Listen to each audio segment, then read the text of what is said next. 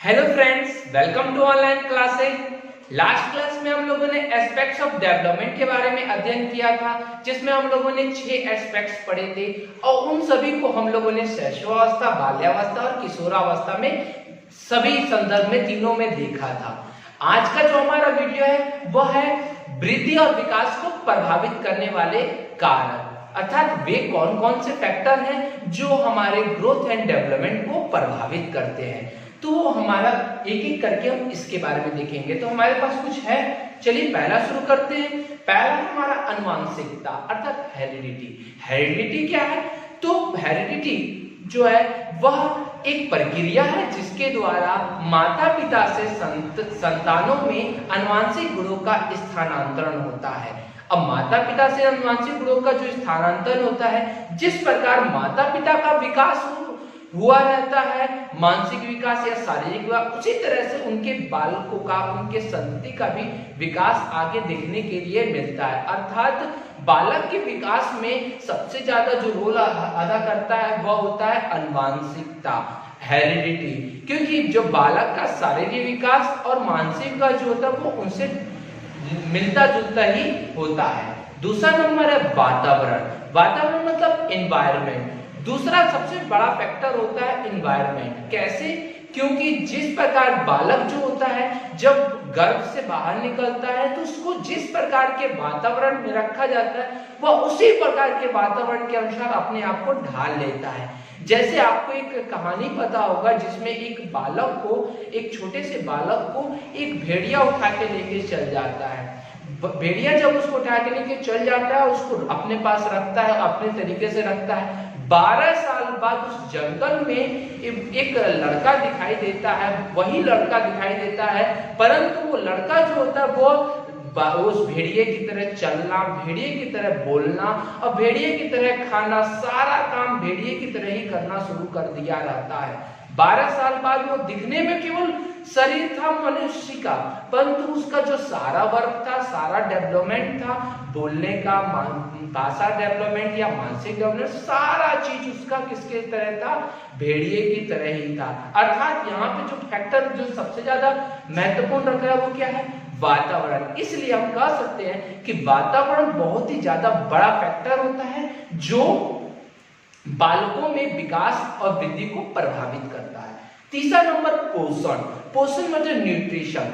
जब हमारे जो शरीर है उसमें अगर हमारे शरीर को संचालन करना है तो सभी पोषक तत्वों की आवश्यकता होती है। ये पोषक तत्व कार्बोहाइड्रेट, प्रोटीन, वसा, विटामिन और खनिज लवण या जल के रूप में हमें हमारे शरीर को चाहिए होते हैं। परंतु जब इन पोषक तत्वों की हमारे शरीर में कमी हो जाती है तो हमारा विकास अवरुद्ध हो जाता है। इसलिए बालकों को सबसे ज्यादा कहा जाता है पौष्टिक आहार उन्हें दिया जाना चाहिए। पौष्टिक आहार में पहला अगर देखा जाए तो माता का दूध होता है मेन, उसके बाद से बहुत सारे पौष्टिक आहार जैसे दूध हो गया या अन्य आहार है वो हमें समय समय पर देते रहना चाहिए, जिससे उनके शरीर में पोषक तत्वों की मात्रा प्रचुर रहे, जिससे उनका विकास और वृद्धि आसानी से हो सके। नेक्स्ट है लिंग या यौन विवेक। ये भी बहुत बड़ा फैक्टर होता है जो विकास और वृद्धि को प्रभावित करता है। कैसे?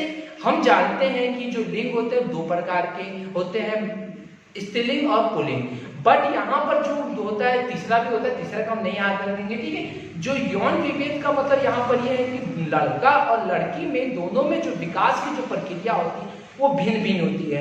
भिन्न भिन्न अवस्थाओं में किसी का विकास तेज गति से होता है और किसी का विकास धीमे गति से होता है। अर्थात जो लिंग होता है या यौन विभेद होता है वह भी विकास में सबसे ज्यादा भागीदारी करता है। जैसे अगर आपने देखा होगा कि बाल्यावस्था में बालक का विकास बहुत तेजी से होता है, परंतु किशोरावस्था की शुरुआत में लड़कियों का विकास ज्यादा होने लगता है।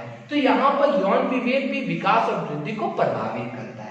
नेक्स्ट हमारा टॉपिक है व्यक्तिगत विभिन्नता। व्यक्तिगत विभिन्नता का मतलब होता है कि प्रत्येक व्यक्ति एक दूसरे व्यक्ति से विभिन्न होता है। अर्थात प्रत्येक व्यक्ति का जो विकास होगा वो भी एक दूसरे से भिन्न भिन्न होगा। तो क्यों ऐसा होता है? क्योंकि हमारे यहाँ जितने भी इस पृथ्वी पर जितने भी मनुष्य हैं सभी जीव एक दूसरे से भिन्न है। वह कोई ना कोई रूप में एक दूसरे भिन्न है। अगर शकल एक जैसा अगर हो भी जाए तो मानसिक रूप से, शारीरिक रूप से या अन्य भावात्मक रूप से, हर एक रूप से वो भिन्न होता है। तो जिस प्रकार से मनुष्य अलग अलग होता है अलग अलग तरीके का व्यवहार प्रकट करता है उसी प्रकार से उनका जो विकास होता है वे भी अलग अलग प्रकार से होता है। परंतु याद रखिएगा सभी की जो प्रोसेस जो होती है वो अलग होती है, परंतु सभी में एक निश्चित अवस्था पाई जाती है जिसमें उनका विकास और वृद्धि होता है। किसी का विकास किसी अवस्था में कम होता है और किसी का विकास किसी अवस्था में ज्यादा हो जाता है। नेक्स्ट हमारा कल्चर, संस्कृति। ये भी सबसे ज्यादा बहुत महत्वपूर्ण होता है। जिस प्रकार से हम लोगों ने पढ़ा है कि कल्चर जो है वह हम लोग आत्मसात करते हैं, अर्थात कल्चर को जो संस्कृति है वह हमें जीती है। जब हमें जीती है तो अर्थात जिस प्रकार का जैसा संस्कृति होगा वैसा हमारा विचार होगा, वैसा हमारा भाव होगा और वैसा हम अपना विचार प्रकट कर सकते हैं। मतलब संस्कृति अगर भिन्न होती है तो हमारा विचार भी वहां पर भिन्न भिन्न हो जाता है। अर्थात प्रत्येक संस्कृति का जो विकास होता है वह अलग अलग रूपों में देखने के लिए मिलता है, परंतु याद रखिएगा यहाँ रूप अलग है परंतु जो उनमें अवस्था होती है वो सब में सेम होती है। उनकी जो दर होती है विकास की दर वो अलग अलग हो जाती है।